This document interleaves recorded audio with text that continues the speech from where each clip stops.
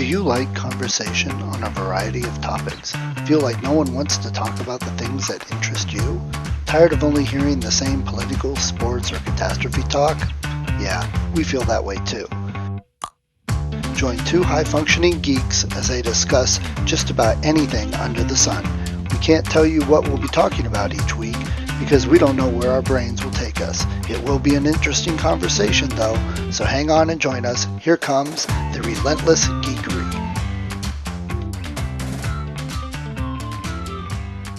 At the Fan Expo in Cleveland this weekend, what were your highlights? What did you like?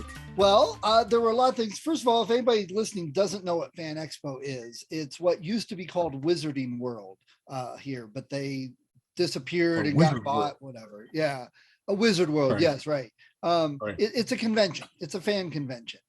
And it's kind of like even Wizard World is based on the Comic-Cons of old until San Diego asserted its claim to the term Comic-Con. And so now New York and Chicago, and maybe there's a couple others that could be grandfathered in, but they don't.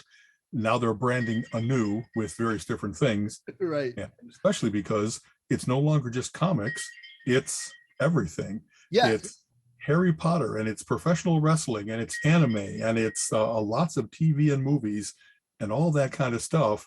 And it's kind of it's right along our lines. You know, it's a relentless geekery fest. They have every single type of fan base covered. So. Yeah, and you and I mentioned that too, because we're old enough to remember when a comic convention was like an old swap meet, like for car parts or electronics. I mean, you've been to plenty of electronic stuff where it was really cool back in the 90s, right? With all the parts and stuff. And the show floor was nothing but comic books. And like, this is before they didn't have whole bookstores full of graphic novels and stuff like that. This was box after box of comic books, most of them not slabbed or some graded, but in like plastic bags and with the dealers grading, you know, back when the Overstreet guide is what let you know what the difference was between mint, near mint, very fine, et cetera, but it was nowhere near the precision that CGC and CBCS and others now have. Right. Specific. Okay. Right. So it's totally different. So like you said, it's a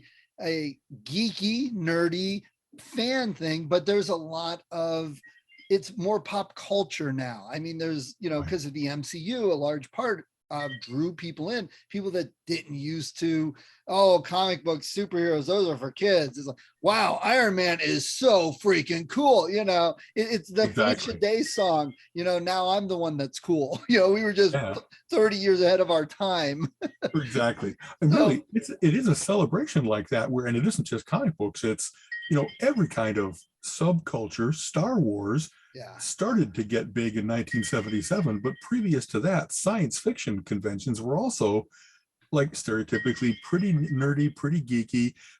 It was, probably 90% guy. You know what I mean? It wasn't until you started to have various other things, anime and manga, or especially cosplay has entered into it in a big way where a lot of people don't just want to read about it. They kind of want to become it. You know what I mean? That's a little, and so as people have gotten better and better and materials and the ability to do it has gotten better and better. It used to be that you really had to be a seamstress or that you had to like kind of cobble something together. And now with foam materials, with 3D printing, man, there were some amazing costumes there. Integrated electronics, the little Cylon back and forth, you know, where the LED lights. I went to a Hobby Lobby that had a whole section for cosplay stuff. See, that's pretty cool, you know. So, and please go ahead. Sorry. Oh, no, please finish. Yeah, a big part of the con is also, you know, there's a lot of cosplay now. This one was the first time I'd seen it where, because they know they have all different kinds of fandoms there, instead of having cosplayers roaming the show floor and then a big costume parade, usually on Saturday night, that's like, you know, the highlight of the thing, they actually had gatherings for each of the various different cosplays. And so you'd get all the Marvel characters and then all the Harry Potter characters and then all the video game, and not even, you know, only video game, very specific ones that are quite popular, the Final Fantasy or the Overshock or whatever else it might be. And that meeting that for half hour, 45 minutes and seeing that concentration, if you were the person, everybody's snapping pictures of everybody else.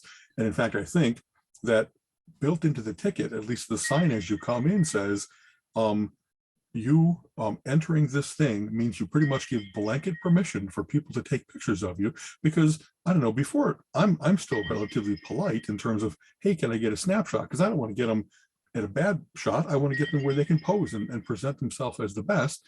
And especially if they're wearing something that is I don't know, I don't want to be a dirty old man and looking at pretty cosplayers and Right. being leering about it. I really want to be, wow, you look great. Can I get a picture? And it's the appreciation for the talent of their costumery, and the fact that, you know, some guys are in great shape and some gals are in great shape, and the costume is portraying that. I don't want it to be, that's like a loss of innocence to me about the Comic-Con. And I'm not sure that that everybody else there is like that. There's all kinds of people that are loving the fact that there's a lot of steel bikinis a la you Red don't have to look it up at stuff like that. Internet. Exactly. You know, so that's the setting. If you've never been to one, and I was only there Sunday. You were there all weekend. I felt Sunday wasn't jam packed. I mean, I've been to New York Comic Con where it was like wall to wall, sucking your gut, trying to walk past people all the day long. This did not feel that claustrophobic on Sunday, which was nice. Yeah. I didn't get a number for attendance for the weekend, but we had grown, I think, 2 years ago, 3 years ago, before COVID clamped down. I think that the Cleveland Comic-Con was up to like 30,000 people over the course of the weekend. And that might, San Diego Comic-Con is 100,000. And they, like, Hall H is a stadium sized room where that's where the really big presentations. We're going to premiere the next Jurassic Park movie, or the next Thor, or whatever else it might be. And some of the rooms were big enough to handle, I don't know, hundreds of people, but not thousands. And a lot of what goes on is not only, of course, the show floor with all the wares. They have presentations, they have interviews with various different TV personalities, comic, like wow. So I attended a lot of those because it's kind of funny. I don't know that I like the behind the scenes, how the show was made type stuff, but I like meeting the performers and finding out, so, hey, well, what music do you listen to on your headphone before you go out and give that great performance and stuff like that? So, wow, I listened to Mark Shepard from Supernatural, Crowley. I listened to, and many other things. He's in Doom Patrol now. I listened to Katie Sackhoff, from second version of Battlestar Galactica, and Longmire, so she actually kind of crosses genres, if you will. Let's see, Michael Rooker, who is crazy. Okay, what'd you think of him? What'd you think of Rooker? So I saw him one time before, and he really was almost assaultive to the fans. Anybody that would ask kind of the questions that they've been asked 1,000 times before, he's lost his patience with, hey, what was your favorite episode of this show or this movie? And so he really is dismissive of those, but he's very kind to children, and he really doesn't just sit up on the stage. He wanders around the room and interacts with people and gives everybody a chance to get, a photo, not a posed like selfie type thing where it seems almost greedy on the part of the fan, but he's very playful while also having no tolerance for idiots. Yes. And so it's a very interesting combination. You know what I mean? It makes people up their games about what they're going to ask. Right. In the early days of Walking Dead, the TV show, him and Maggie and Nicotero and one of the writers did a thing up at the Cleveland Playhouse, and I got tickets, took Colin. He was very excited. He had his Daryl vest on, his necklace of ears that I got him, and and we got done and we looked at each other. We're like, wow, Rooker was kind of an a-hole. I mean, he took over the whole thing, interrupted people talking and said, hey, I want to get a picture, and laid down on the stage to get a picture of just him and the other actors. And it was just antics and stuff. And it's like, in a way, I was very upset and disappointed. I'm like, I paid a lot of money to hear all of you guys, not just to watch Rooker act like a jackhole on the stage. So I was a little up with him. So I was curious what you thought. So who else did you see? So let's see. I love voice artists. And so I saw Roger Bumpus, who does Squidward and many others. I saw Robbie Paulson, who does the Animaniacs. And one more I don't want to forget, the guy who does, oh boy, why am I not thinking? It'll come to me. But the fascinating thing about that is that they really can come in and out of voices so amazingly quickly, like Robin Williams level quick. And to hear they usually have a long career, as a voice artist, your body doesn't wear out, so you can't be the last action hero anymore. So they've been around for 30, 40 years. And wow, they're in from 70s animation and 90s and 2010s, and various different people have their favorites. So who's the guy that does Bender on Futurama? Yes. And so, but hearing them drop in and out of those characters, and especially like when they do a lot of the voices on the show, and they'll start doing a whole scene where they're all the characters, and to be able to see that split personality, kind of going back and forth and almost over talking each other, but it's like only one guy in one mouth. There's amazing talent going on there. Yeah. And I just love that. And to hear their stories, the behind the scenes stories of, these guys, of course, have worked with many other people. They're the behind the scenes voice actor, but they'll also have like, well, I worked on the Batman animated series. And so, of course, I met, Mark, who does Luke Skywalker. Right. And some people like Kevin Conroy, who did Batman, the animated series, he's not actually known outside of that. But a lot of people say, that's the best Batman animated series. He does the best voice. You know what I mean? So it's funny you mentioned Conroy, because I sat in on a talk by a PhD psychologist who has written a whole series of books for all sorts of pop culture, Star Trek, Star Wars, Supernatural. And it was a Supernatural convention or talk.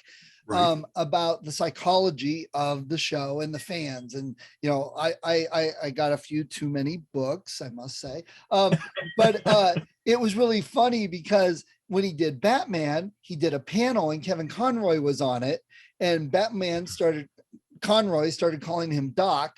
And then Adam West actually gave up doing some other panel to sit on the panel with this guy and do a thing with them. So they all started calling him Doc. He's like, so, it's really cool when you walk into a room and Batman says, "Hey, Doc, how you doing?" Right. I saw a couple from him as well, not the Supernatural one, but and the guy name is Travis Langley. Travis Langley, yes. Exactly. And so shout out, for him. He has, I think he mentions 13 books, and he is sometimes the sole author, sometimes the main author, but also he's an anthologizer where many people working in the field are talking about, and sometimes it's the analysis of the characters. And of course, if the character Batman has had an 80-year career, there's all different kinds of versions presented by the various different writers, artists. And so they talk about, the innocence of the 40s and 50s gave way to the more gritty, 60s and 70s and things like that. And he really knows his stuff. And so it was, he's one of those guys that no matter which of his books, no matter what any of the topics he's talking about, I want to be there. I want to hear the insights he has. Yes. And I have 2 of his books already, and I didn't buy any of his at the con, but I'm pretty sure that I can find them via Amazon or by writing to him. He's a professor at Henderson State University, which I think is far north Texas, like bordering on Oklahoma. And how cool, you know what I mean? That and in fact, funny, as we were going to do a podcast, I've done talks there in the past. It's very cool to actually not have only celebrity kiss-ups or those kinds of things. It's actually very nice to hear what's the history of the animation medium, what's the psychology of comic books or those kinds of things. That comic books are an art form. They're a media. They deserve the same kind of attention and analysis, and I don't know. They've penetrated our culture. A little bit more respect than they used to get. Exactly that. Nice. So and so I just love that they. Of course, what does he talk about with Batman is, how much of this is PTSD? That when they look at why does he have this obsession for vengeance? Why will he not use a gun? A lot of that is based on the classic characteristics, if you will, of, there's either avoidance of certain circumstances because that's what he went through, or it's embrace of that because they're trying to break through what traumatized him in the first place. Anyway, it really a level above. It wasn't just, hey, how tight was that costume? It really was much more interesting and thoughts to carry away with you. Were like, while I'm reading this, I'm enjoying it, but I've had those thoughts about, this writer doesn't get the character. It doesn't ring true for all that they've built up of why Wonder Woman is as she is, or why, especially the various different heroes that they've very much humanized them.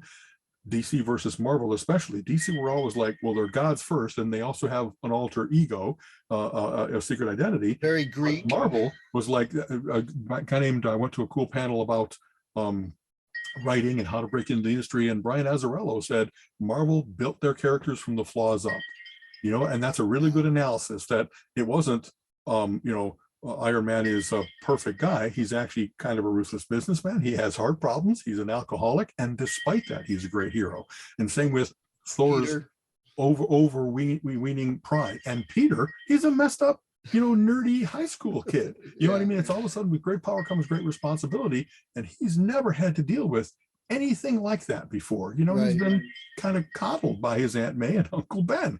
So, and if anything, bullied. You know what I mean? Yeah. Flash Thompson, and that whole going through the angst of high school, instead of it being the kid sidekick, it was, he's the main character. And it really is, well, am I going to fight this criminal? Am I going to study for the exam? Because I got to keep my grades up. You know what I mean? Right. And where did my left slipper go for my costume? Like that. He's some of the way in which Peter makes money, as you know, is he takes pictures of himself at various different scenes. But where are you going to fit that camera in your costume? So then you have to web it up somewhere, and his webbing solution dries, but then only has a certain life. And so it's like, when is that going to fall off the wall and fall 10 stories? And so, you know what I mean? Like, Marvel Stan Lee was very, very clever at injecting all those day-to-day problems of, I swung all the way to the other side of Manhattan, and now I got to swing back or something because I can't just get on the subway. Boy, are my arms tired. Like that, exactly. So I loved those talks, where there was a little bit of analysis of the various different shows or the various different comics and stuff like that. And that is one of the things that has changed. And I think a lot of people that talk to us, listen to this podcast, whatever, are similar, and the geeky and how their brain works. There's a lot of people that go to these because, oh my God, William Shatner's there. I've got to stand in line for 3.5 hours to get a 1-2-second picture and an autograph that he'll never remember my face. To a lot of people, that's what they go to these for. And there was a walled off area. The celebrities are there. It's $60. It's $100 to stand in line and get a quick picture and autograph with them. And then you're on your way. And that's what some people go in to do. And I don't understand that thinking, because we are so much in line. Yeah. It's like the people that will go to a park, they'll pay to go to Cedar Point and stand in line. And hey, I got to ride 3 roller coasters today. That was all you did? Why the hell would you do that? There's 50 rides here. Why not go in the lesser ones, but 10 of them, 20 of them instead? That absolutely, when I've been to the San Diego Comic-Con, which I mentioned is just amazing, 100,000 people, I think I saw like 2 things in Hall H, and it usually was like where they were lesser. I don't know if you put anything in Hall H that's lesser. I went there because I didn't have to sit there. Not only if the line goes out of the convention and outside, and thank God the weather is beautiful in San Diego, because it's like, wow, I can sit here for 3 hours, as you said, or I can go meet tons of cool people at Artist Alley. I can go to 3 other programs. Man, and that's the thing. They did have a smaller line of artists and writers, and then they had a whole area with Artist Alley area and stuff. And they're not the A-list celebrities. They're not the bigger names.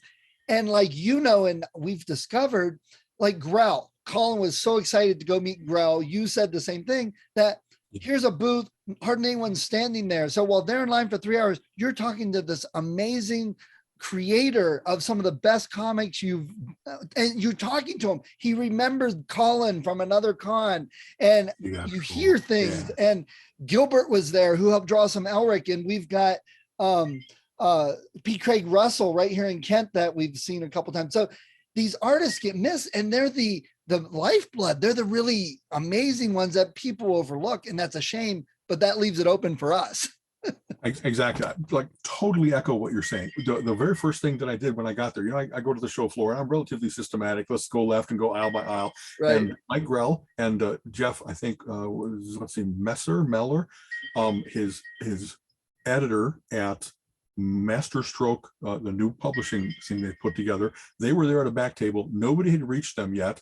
And I had like a wonderful half-hour conversation because, of course, I had to gush over. I loved your John Sable freelance. I loved Warlord. I loved Green Arrow, which is what most people probably know him for because that's the most extreme. I loved his early work on Legion of Superheroes. And as I was like throwing out, what I always try to do is not just say, "Ooh, gush, gush, gush, I love you," but more like, enough to let him know that I really read all of them, that I've always appreciated them, that I really saw kind of what had gone before. And for instance, besides John Sable freelance, he also had a series called Star Slayer when it was like some of the very first independent comics, first comics. And he broke away early from the Marvel and DC, studio system, if you will, to go with those independents. And I hope that that has been therefore just reward because he really owns all of his characters and he should be getting better recompense. He's always been able to work at his own pace, choose what he wants to work on.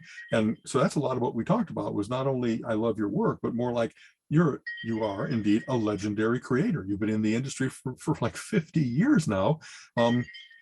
It was a delight. It was, and I kept, checking around me to make sure I wasn't stopping other fans from getting their chance, stopping somebody from buying things he had on his table. I bought my share, so I guess I earned a little bit of time with him, but it was more, and I don't know, one of those things where at about halfway through, he like asked me what my name was because we were having a really nice conversation.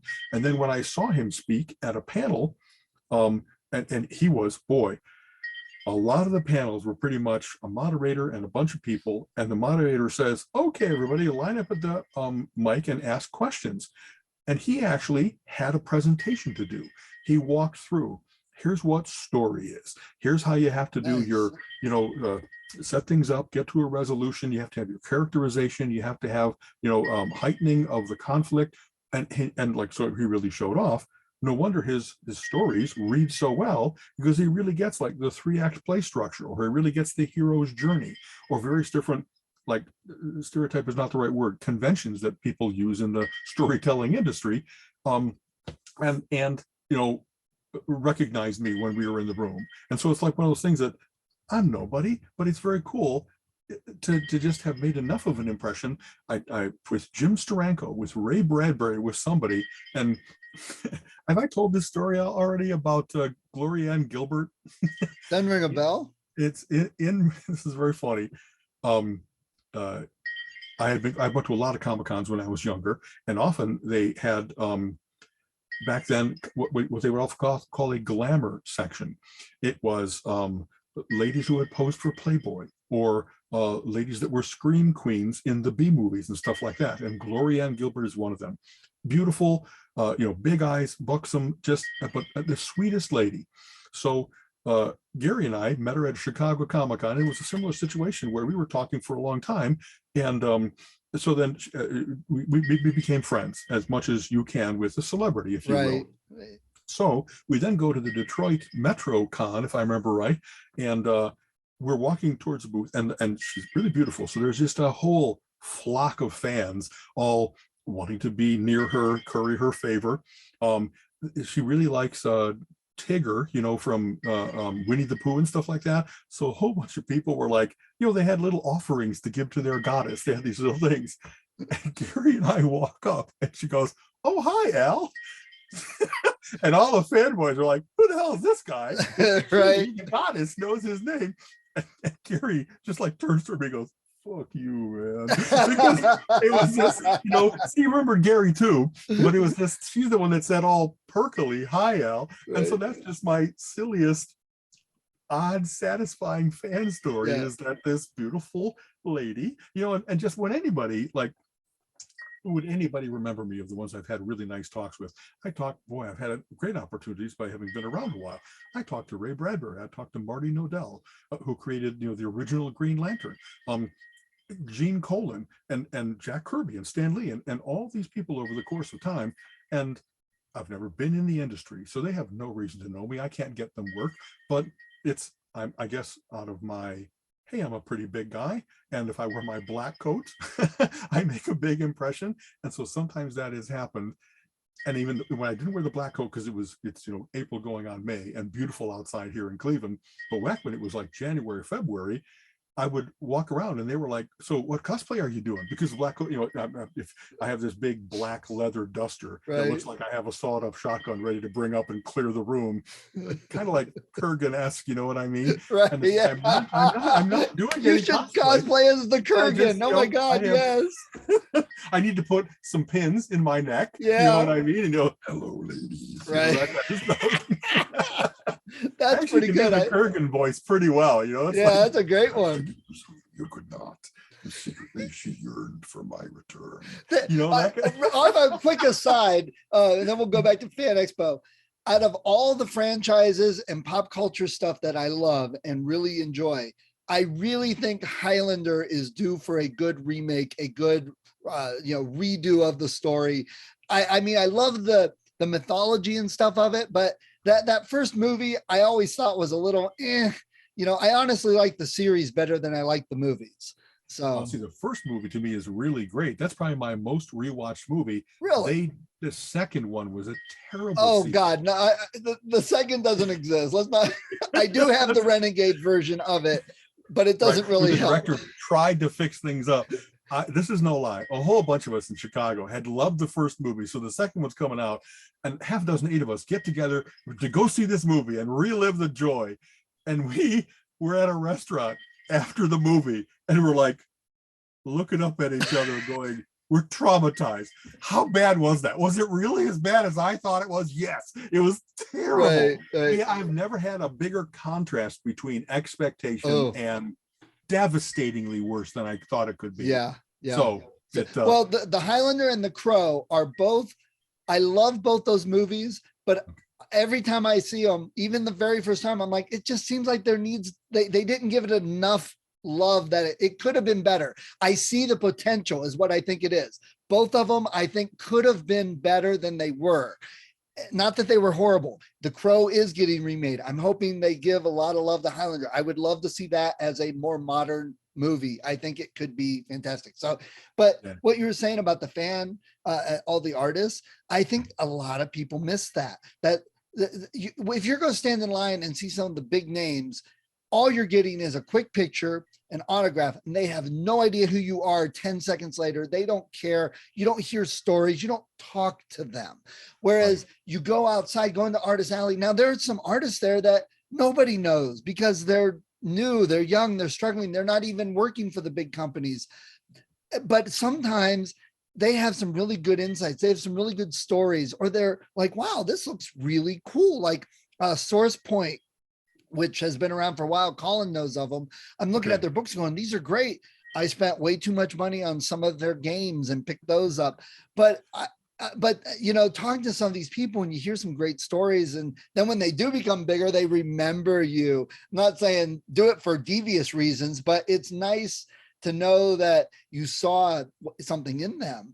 Exactly. And for me, for my other podcast, The Discovered Wordsmiths, I went around and there's a lot of authors there. Some of these authors, may not be great. Some of them may not go anywhere. Some of them are just doing it part-time, but I got to connect with them. And there was an author who was the very first independent author that I ever ran across and bought his books. And he was there with new books, and he's going to be on my podcast. So that's like very 6-7 years ago.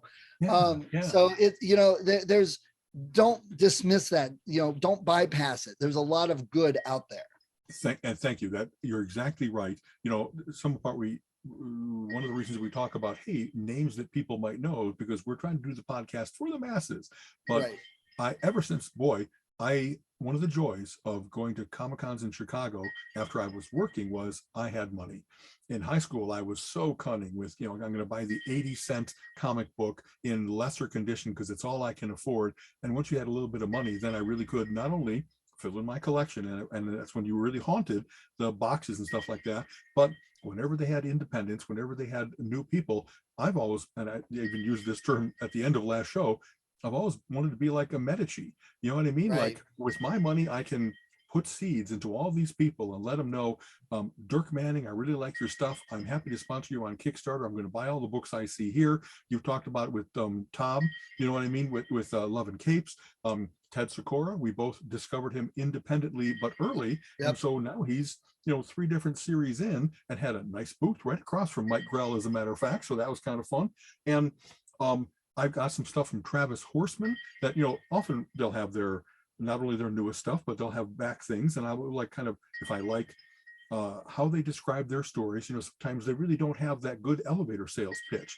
They can't really describe what makes this interesting and different, unique even compared to the rest of the industry. And I'll go through the art, and I must admit, fan art, amateurish art, doesn't do anything for me. I really like it where they're more accomplished, but I found, wow, I must have spent a couple $100 probably on those kinds of things. There's a series called White Lilies that is about like female pilots, and it kind of had to get, it was in contention court-wise for a while. Finally, he won his characters back. I'm sorry, his name is not coming to me, but the 5th issue was finally out, and I had bought the first 4 issues at the previous Comic-Con 3 years ago. So it's like the end of the story, an itch I can finally scratch. Yes, I wanted that issue, and in fact, I want your newest work as well. So it really is a delight. And also the legends, if you will, they do get a certain amount of traffic. They're acknowledged. Mhm. Some of the new guys, it must just hurt to have everybody kind of like glance over, not necessarily be into comics or that brand of comics or whatever they have as their displays. It just doesn't appeal to people. And as any kind of artist, performer, or otherwise, boy, you have to live that life of rejection. Whatever you put your love into, it might not be to somebody else's taste. And that kind of has to hurt to just have hundreds of people walk by. Right. I try to make a point of, tell me about your stuff. You know what I mean? And if there's anything cool about it, I usually buy it because I'm happy to support those folks. You know what I mean? It is difficult. I mean, you can spend the whole day going from booth to booth to booth and spend a lot of money. There is a point where it's like, okay, I can't get everything, Right. But it's so good to see so many new artists, new writers, new comics. I usually make a point to look at the books because I do the book podcast, I'm a writer, and see if they look interesting to me. I might pick them up. I look for the new comics. It's just some are not. I'm like looking at this isn't going to, but some are. The big studios haven't picked up on your talent yet is because you still need work. Yes, exactly. I mean? Yeah, but like Source Point, they had good books. Ted, when I discovered him, I'm like, oh my gosh, this is amazing. And there's a few others I'll sample. There was another one there, Keystone Comics or something like that, which looked interesting. I picked up a couple. He's like, well, you could get this. I'm like, yeah, I can only afford to get a couple right now. Let me do the sampler pack. Exactly. Yeah. I'll give you a couple bucks. Let me check it out. If it's good, then other people will find that it's good. You'll be around. And the next time I see you, I'll want more. There's got to be a balance. And we've only got so much wall space for pictures and stuff, right. So. This is kind of funny because there's so many different fandoms there.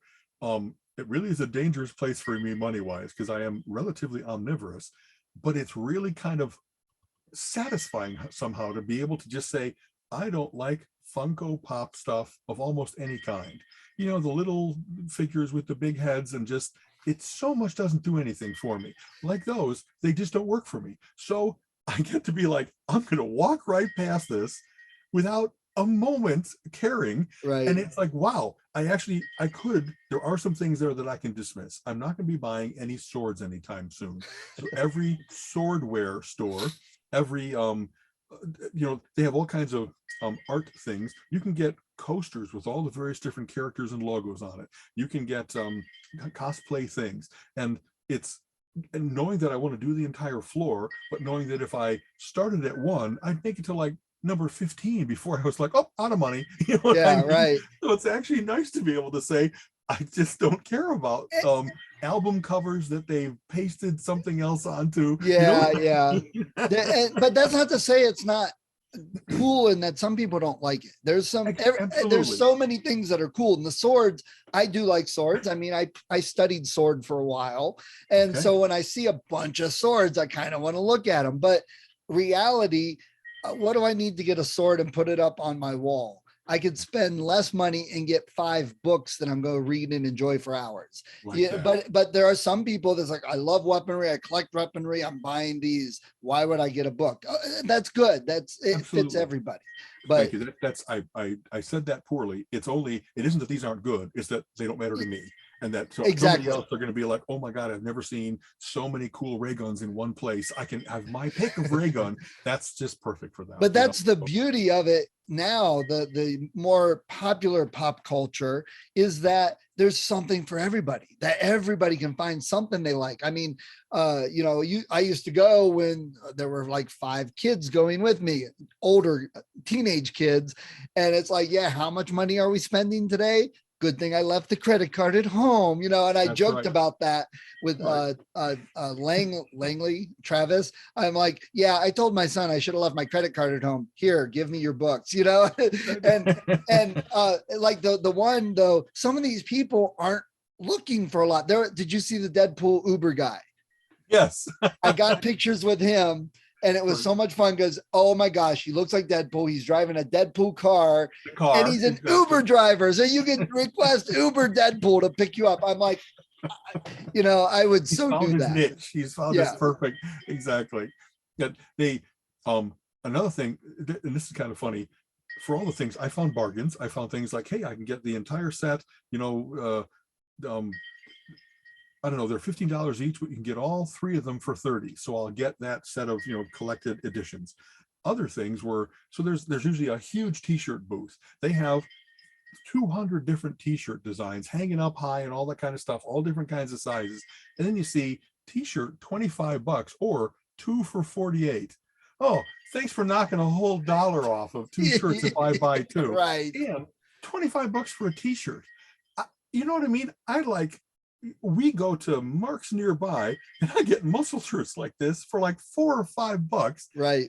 It's weird. I get that there must be for logo licensing type stuff, but they don't have everything licensed there. They have all kinds of little sayings. Yeah. Rick and I know things and all that kind of stuff. And so to have that whole the one tide raises all boats, well, that I don't want to apply that to things where it's like maybe logo merchandise is 25, but everything else is 10, because those t-shirts don't cost that, and the automated silk screening they do nowadays. And so I really don't like that there's that kind of price inflation. I think what goes on there is it's kind of like jewelry, right? It doesn't matter the utility of it. It matters that something catches your eye and you really want exactly that stone in that shape and that kind of stuff.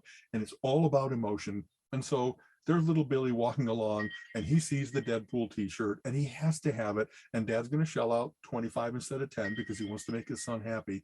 But I used to go there and come out with like the $6 t-shirt type thing. There's a site called $6 t-shirts. I'd get all kinds of, science fiction quotes, comic book characters, and not spend a ton of money. Right. So that weirdness of, I get how swords, something like wrought, should be expensive. Really, a commodity thing like t-shirt, and you're finding a way to charge Wagyu beef prices for it? That's not right.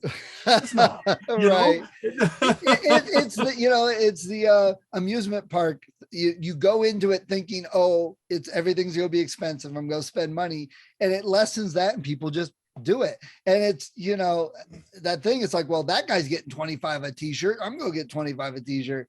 Okay, well, I guess, but I'm like you. I don't go looking for the stuff I'm going to spend tons of money on. Books, the comics, some of the art. Right. I might find some old collectible that I'm like, oh yeah, I haven't seen that, I'd love to grab it. Or Colin's at that age where I have no bills, no real responsibilities, and I have some extra spending cash. So, right. And this is out of all the year, here's where I'm going to have my sweetest spot for finding those things. Yeah. I mean, he's gotten into the Turtles lately, and he bought, they remade some of the old toys. They use the same molds, but they're recasting them and putting them out now. Yeah, so you got the Turtles party van. And I'm like, dude, that's the plastic toy truck that looks like crap. And he goes, no, it's cool. Look at it. And I'm like, okay, you're 5 again. That's great. Right.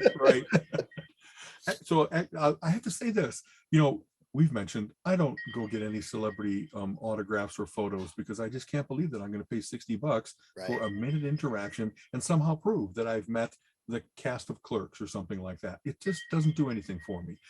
There's other people that, so we mentioned a couple, I went to see John Delancey talk, who was Q, and really, he's a great actor. He's been in all kinds of Shakespearean things. He's got that great voice. He's the only guy. We're at the talk that he's giving, and there's hundreds of people in the room. And I hold my camera up to get a picture of him, and he goes, "No, put that away."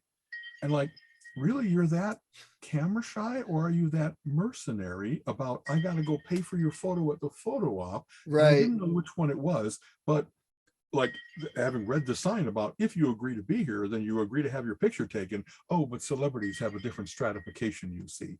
And that's the only bad interaction of that kind that I had the entire show.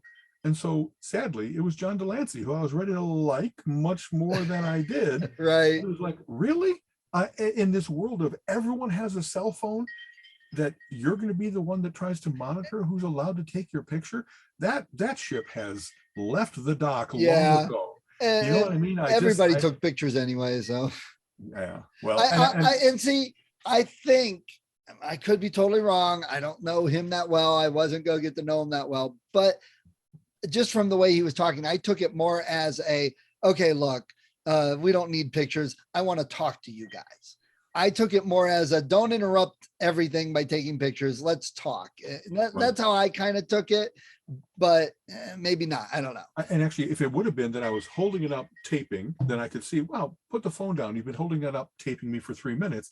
All I really wanted, like everybody else, was take a snapshot, touch my little photo button. And I guess I didn't think he gave me even that interaction of like, is he going to be a taper or is he going to be just a snapshotter? Oh, well, you were right there. You know what I mean? I just thought that was like, and also I'm like, I'm not in the front row taking a shot up your nostrils. I'm not trying to get you in any compromising position. I'm like back in row 6 next to the questions mic. Oh, well. He was, like I said, he was the only one that I had that weird, I don't know. And that's the other thing. Sometimes these things, you almost don't want to go to some of these with big names like that, because come on, folks. Really, the question you need to ask him is, what was your favorite Star Trek episode? My God, he's probably said that on other interviews. Go listen to damn YouTube for 5 minutes and ask a better question. It really is weird. I agree. I mean, maybe this is their first chance. They've always wanted to meet him, and they're shy and they're nervous and that kind of stuff. And yet, you really don't ask the question that he must have been asked 100 times. Yeah. Before. There's just nothing to be gained for the audience. And I don't know, they used to be, okay, everybody get up there, ask one question because there's a line behind you. And nowadays people always do that. I have 2 questions. Right. At which point the moderator should say, no, you have 1 question, give everybody else a chance. Or there's almost always people standing in line at the mic when they had to call it for the day. Yeah. And this guy being kind of a motor mouth meant somebody else didn't get their chance. Or the ones like, well, that Picard episode, if you analyze it with the way Q was looking at this scene here and this are. Every time people ask questions like that, the actors go, yeah, I have no clue, because we recorded that scene 10 times and we recorded them out of order on different days. I haven't even seen the show. I just do my job, man. You could tell me better than that. Well, if you look at the way they filmed you from the side and your face, it's hinting that it could be that, like, shut the hell up. Nobody cares, man. Right. Dave Sim, who draws Cerebus long ago, I wish I could quote it exactly, but it was that kind of thing where a guy had some very specific question about, is this anatomically correct? And he just kind of like stared at the guy for a minute and said, man, it's comics, right? It's kind of like the Shatner's famous skit from SNL where it's like, get a life. Yes. Oh my God. Yes. I don't, but then of course, when they find out that now that they've had a 50 years worth of fandom and they've come around to loving those people, but there really are the ones that are going to be, haha, I got you with some ridiculous question. And what you just said, man, that was 30 years ago. I don't remember what I had for breakfast today. How am I going to remember my exact, the cast of my face from 30 years ago? Oh, well. We're a little spoiled though, because we've sat with long conversations with Bill Keith, who writes as Ian Douglas. Right. And now it's nothing. I've been to the man's house. I've had food that was cooked on his stove sitting at his table. So Right. you get a different perspective. And he's really big. And a lot of people like, oh my God, his new book's out, got to get it. Because I remember Colin at school, they were talking sci-fi and they were talking authors. And he said, oh yeah, I know Ian Douglas. It's Bill Keith. I've been to his house. And everybody's like, and he's like, yeah. So you get a little different perspective, but again, go with go to the alleyways sometimes, the places everybody else isn't. That's how we met Peter Mayhew, Chewbacca. We were walking around. It was basically an artist alley. And I look over and I'm like, that's Peter Mayhew. I'm like, why is he not beyond the big curtain that I'm not going to, where Mark Hamill is? And I walked over and said, do you mind if we get a picture? He's like, no, please, come on. Nobody was talking to the man, probably because they didn't have the fur face on, Exactly. He's not recognizable without the Wookiee get up, what I mean? My kids still remember talking to him for like 20 minutes. And his wife's like 3 foot tall or something. And it is very funny. And he was telling us stories and just talking and the couple times I met Dean Haglund, because there wasn't as many people around, not as many people in line to talk to him. I got to talk to him longer, and he remembered me, and we had a good conversation. And he told me about this movie that this place up in Winnipeg treats it as like this big holiday take off work event. And we had a conversation about it. Those are much more memorable. He actually mentioned me on his podcast. Come on, nobody that stood in line for Shatner did he even mention that night at dinner. So I think that's such a better interaction. Again, the smaller one, Grell, who you and Colin both got to talk to for a long time.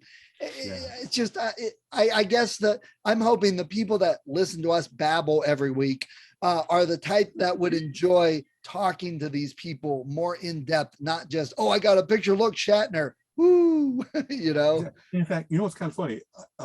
I kind of want to almost go back like through the podcast now and say, folks, the reason that we were there, I wasn't there to like cozy up to celebrities. It's because I love their work. The fact that Grell has brought like memorable, indispensable things into this world, the longbow hunters, the perfect Green Arrow story, the like just Ted Sikora creating a whole Cleveland-based world with Apama and Tap Dance Killer and Punchline and Bloom now and all that kind of cool stuff. It's really wonderful. I just have such regard for creativity. You know what I mean? The world puts nowadays filling 500 channels 24/7. There's so much pap out there. There's so much farina. And to have someone that really has a better vision or fantastic drawing skills or just turns a phrase that forever after you're going to make use of, I just have such admiration for that. And so my chance to meet them is more than anything else, that chance to say thank you. That I remember reading that story and just, the world faded away. You had me in this wonderful alternate world when you go to Scartaris with Warlord with Mike Grell, and he draws realistic looking dinosaurs, and every prehistoric fern looks just right and stuff like that. I love that. I love the fact that people have that ability to transport me, and that's most of the time what I'm doing is, who do I get to say thank you for this? When you hear the guy from Animaniacs did the continuation of the Country's song, because since that first came out, the world has transformed. So with the fall of the Soviet Union, there's a whole bunch of new stands. And to hear in that wonderful I think it's Yakko, right, that does it. Yakko voice, and just, it's the coolest thing. In fact, I got a video of that. That's one of the few videos that I took, because he said he was going to do it, and it was kind of like the Grateful Dead used to do. Okay, bootleggers, roll those tapes. It was just very cool to have these people be so vital and so much like when you hear in the voice, from Squidward or something like that. I don't know. There's a wonderful connection there to my youth, my mid-age, my now, of how they've contributed to the world. And it's just very cool to meet. I think that's kind of the whole ramble. What it boils down to is that there's more than just the biggest names. There's more than the headliners. And there's a lot of people that have made everything we love that don't always get the recognition they deserve. And there's some really great people really great art and stories and things they'll talk about that get missed. I think some people miss that. I think that's more the point. You know, Exactly. spending your time in line because you wanted to see Rooker and Shatner, great. But really, what you got out of the interaction was really not much more than you could get out of watching a YouTube interview. And there's better memories. For me, that's what it boils down to. That's the point, is better memories, better interaction. You could, like you said, oh my gosh, I loved Langley. I got the pick on Dean Haglund as Langley. I mean, come on, I would never get that opportunity with Rooker or Shatner. Right. You know, but I got to make references and stuff. That's right. right. I got to make a joke and pick on Haglund, and he laughed about it. So that's what I love. That's the great part. Yeah, I'll tell you, I kind of saved my best for last. Besides meeting the cool celebrities, I really like Mark Shepard, I really like John Delancey. I went to a panel that was it was comic book people, and it was Howard Mackey and Brian Azzarello and Michael Gilbert and Peter Tomasi. Wow. And between the four of them, they've done thousands of pages that I've loved. They did, fantastic 100 Bullets and Green Lantern and Mr. Monster and Ghost Rider and Spider-Man, 10 years of Spider-Man. And like, as artists, as writers, as editors, as they're the guys that, like, you go to the Marvel retreat and they're the ones that come up with the cool ideas. They're the ones that they don't have. Sometimes they talk about, hey, we did they got to start doing like a fill-in, an 8-page story in one of the spotlight titles, but they show off that they can do it. And then if you have like a 10-year run, how long did 100 Bullets last? Like 100 issues. Yeah. And it wasn't just, it seemed like that he had a plot for all of that all along, that he knew the conclusion he was going to come to, and he knew what characters he was going to reintroduce and what their story arcs were going to be. And that's like a magnum opus. 100 issues of something is really like beyond any novel I've read. That's, if it comes out monthly, that's, let's see, divided by 12, 8 years worth of consistently doing great dialogue, great plot pacing, great character management, and just a fantastic work. Yeah.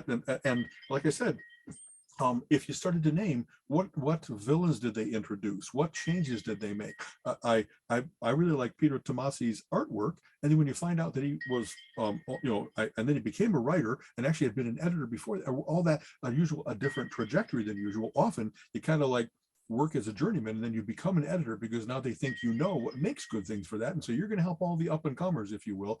And there's some people that actually had done the editor thing and they said, I'm tired of managing anybody else's stuff. I just want to create. I just want to draw. And so that the discussion and the quality of the questions asked of them and how each of them gave each other space and time to talk about, I worked for the big studios. I worked as an independent. I've been in and out of that. What was it like? Brian Azzarello did a great sequence in Wonder Woman that like the next writer pretty much said, dream sequence never happened. You know what I mean? Honestly. And it really, how galling is that? Wow. To put your that sounds like the last 3 Star Wars movies. Everyone was like, is Clone Wars really, is the rebellion really continuity? Who's in charge of making all that hang together? Like, is it, I don't know.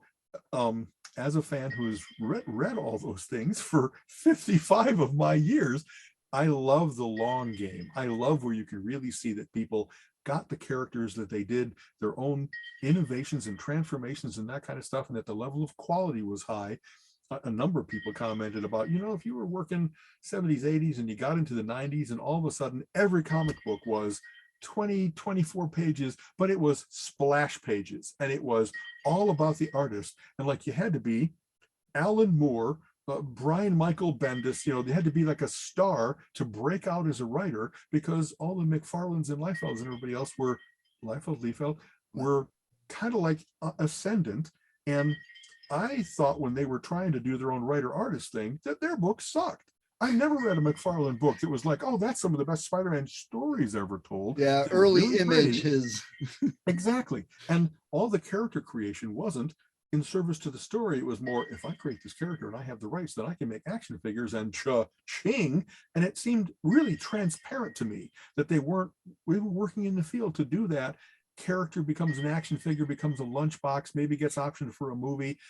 They had discovered, they're multiple of them from Image are millionaires because they retained the rights to their characters, and good for them, because there's all kinds of great writers and artists that worked in obscurity at work for higher wages, and like they might be able to sell their original art, and otherwise they get no benefit from the fact that they did some of the best Fantastic Four stories ever, some of the best Justice League stories ever, et cetera, et cetera. So anyway, like I said, that was a heavyweight panel. There was more talent sitting at that table. I love those. Than the whole rest of the con. Really cool. I love those. And there's always, again, the best thing is there really is something for everybody. I mean, even the things that we may disparage and say, that's not the best. There's people that are like, oh my God, if an expo, I can go do blah, and it's exactly what they want. But that is overall the best thing is it fits so many people, fits everybody. There's something for you if you're into that in some way. And they even have the outside stage with cosplayers and with the singing. I'm walking through and I'm like, wow, that's woo. You're awful brave getting on stage. Let me tell you, but that's the thing. Especially in our world, for all the things that drive me crazy about today's life, the kids are basically having it beat into them to be much more accepting of other people, their interests, their styles than what we grew up with. You're a nerd, you read comic books, we're gonna make fun of you and beat on you and chase you and take your lunch money crap. And now it's like, oh, you like to dress up as a furry fox? Cool. Oh, you're a guy and you want to dress up as that girl superhero? Cool. Oh, you look like a 400-pound Wonder Woman? That's great. Oh, you're really a guy? Even better. They're much more accepting of all of that, which I think is great. We hit the wrong time period. It's kind of funny. The only criticisms I had about that kind of thing wasn't, hey, that's the wrong, I don't know, sex, color, height. It was more like, well, you didn't even put any work into your costume. Yeah, you used crayon on the way here. Come on. Right? Those aren't the right fishnets for Black Canary. You know what I mean? She didn't wear textured stockings. She wears fishnet. So that was. You're right, and I think that's great. I'm not a big cosplayer. I may grab something, but there are some people, man, they put time into those things and they look good. And it's like, hey, I'm really never going to get a picture next to Paul Rudd looking like the Hulk because it's CG, but you look like the Hulk. Let's get a picture. I had my Chewbacca shirt, and walking in, I had Mando and a Wookiee. And did you see that Wookiee walking around? He was like close to 7 foot tall. He was authentic Wookiee size. Exactly. Oh my gosh. And he pointed to my shirt for the picture. It wasn't Chewbacca because it didn't have the bandolier. It had a little steampunk looking goggles. So I'm not sure who he was. He looked good though, so I some good pictures. I went to on Saturday night. The climax of the show for me was the big cosplay championship cup, and instead of being everybody, they had already had kind of like auditions pre-screening by the various different judges, and so the quality was very, very high. They had a guy that looked like Hellboy, like Ron Perlman stepped out of his costume, and this guy wore it. They had Moon Knight, where he starts off in the Fist of Khonshu full cape outfit, and then does the breakaway, and he's the businessman suit with the tight white mask. Mr. Knight. That was very impressive. That's cool. And a good Elsa from Frozen, all kinds of things that looked very authentic. And most of that had 3 judges that are well known in the cosplay world, and so they did the judging to give who was going to be each of a judge's award and then the final things. And the only thing that I thought was sometimes the judges are so admiring of the craft of things that they don't get that the impression that it makes is spectacular, and they need some love. There was a woman there in a Phoenix costume, like art that is not Phoenix like Jean Grey, though it could be, I guess, but just wingspan 10 feet wide, red, yellow, orange feathers, articulating wings. So they went out, and she just looked fantastic up on stage. Got no love from the judges, whereas a video game character that was like really kind of boring. gray green little helmet, nothing to it except apparently it was sewn perfectly. Then the people that are really into, well, you're a good seamstress or seamster, if that's the guy term. You know what I mean? That they were much more admiring of the craft that went into it, but not really of the impression that it made. No matter how much you make a Doctor Who shawl look perfect, it's still just a Doctor Who shawl in some ways. And so if you have the Right. full Doctor Who outfit on, that matters more than the perfect shawl. You know Right. what? Right. Anyway, not a little, but just that to see the level of care. And they oftentimes had, they have the person come across the stage and they have a woman doing the voiceover as to how they had described some people had worked on this costume for like 3 years. There's hundreds of individual little rhinestones on it or little appliques. Someone looked at a moving shambling mound, like not quite Swamp Thing, because I wish I knew exactly what the character was, but like, wow, there's so many things on there. And it's the overall impression is of fecundity and growth, the power of nature and stuff like that. But man, did that take a lot. It must be heavy to wear. It got so much stuff on it that it must be that you got like 100 pounds that you're dragging around. I went to something a couple years ago. It was an outdoor festival. I don't even remember where it was, what it was for, but I remember there's one guy that had a Warhammer 40K outfit. Now, it wasn't just something he wore. He had to get on a ladder to step into the leg part of it, and people had to because he had like 4 foot underneath him. Then they had to get lower the shield part or the chest part over top of him, stuck his arms through, and then he must have grabbed something. They slid arms on. So when he was done, he was 10 foot tall with every piece in proportion, and then he walked around like that. And I'm like, wow, I'm not even a Warhammer guy. That looks cool as hell. Exactly. They had a couple where they had to actually get help on and off the stage because one lady was walking on stilts, and apparently either on steps or on a ramp. Neither one of those is easy, so they kind of had to give her a hand to make sure that. And I don't know, very, very fun. And wide variety of fandoms represented. So it's another one of those things wow, it's not just competing in the comic book world, it really is the video game world and the Harry Potter world and the animation world. Really, really, really cool. For those who are going to put the time into it, I hope that they're not only up on stage there, but that everywhere they went on the show floor, people say, hey, can I get a picture? Because they were absolutely top of the game. Really, really well done. And it is a little bit of everything for everybody. And if you're looking for collectibles, you're looking to get a few books and comics, and it's there. You'll probably find it. Not as big as New York or San Diego, obviously, but yeah, pretty good. Exactly. So that's like one of our few one topic episodes ever. But there was so much cool stuff to be seen at this con. So I know the cons are back. Like I said, that really was the last thing I did before COVID erupted around the nation, and I was really worried. I had actually already been wearing a mask and being careful about not being too close to other people and stuff like that. And it wasn't like N95 masks. I think I had like a bandana on, you know what I mean? But already there were all the reports, and I was thinking, well, this is a super spreader event. They didn't even call it then. But if you're looking for where this thing could be transmitted, there's people coming from all over the United States, or at least all over a 10-state region, and they're going to be in close quarters, and they're going to be laughing and eating together. And I was very happy I did not come home with anything, because when you're sitting at a table eating lunch with everybody else and someone coughs, it's like, bastard, you shouldn't be here. If you were at all sick, you should not have come to this con. What did you do this for? Well, luckily nothing happened because of that, but soon thereafter everything shut down, so and it's nice to have them back. I'm sure there'll be more coming up. There's other festivals and fairs and stuff that I always like to go to, Mothman and things. So in fact, I was heartened, maybe even as a closer.